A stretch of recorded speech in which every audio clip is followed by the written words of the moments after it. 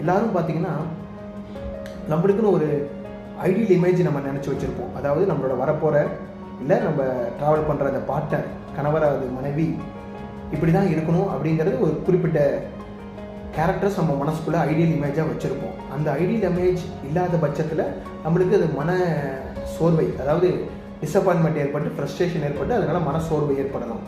அதே மாதிரி நம்மளோட இமேஜ், அதாவது நம்மளோட சுபாவங்கள், நம்மளோட பர்சனாலிட்டி எப்படியோ அதே மாதிரி நம்மளோட பார்ட்னரும் இருக்கணும்னு நம்ம எதிர்பார்ப்பது, அந்த எதிர்பார்த்தாலும் நிறைய சமயம் டிசப்பாயின்மெண்ட் வரும். ஏன் நான் அப்படி சொல்கிறேன்னா, மெஜாரிட்டி ஆஃப் தி கல்யாணத்தில் பார்த்தீங்கன்னா கணவன் மனைவி எப்படி இருக்கிறாங்களோ அதுக்கு அப்படியே ஆப்போசிட்டாக தான் பார்ட்னரோட characters majority of the time இருக்கும். அப்படி இருக்கும்போது கான்ட்ராஸ்டிங்கான பர்சனாலிட்டியை நம்ம கல்யாணம் பண்ணும்போது நம்மளை மாதிரியே அவங்க இருக்கணும்னு எதிர்பார்த்தா கண்டிப்பாக அதில் டிசப்பாயின்மெண்ட் ஏற்படும், ஃப்ரஸ்ட்ரேஷன் ஏற்படும்.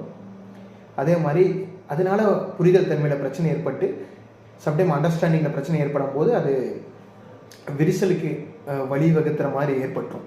அதனால் புரிதல் தன்மை இருக்கணும், அண்டர்ஸ்டாண்டிங் இருக்கணும்னா நம்ம செய்ய வேண்டியது ஒன்றே ஒன்று தான். You have to accept the partner as it is.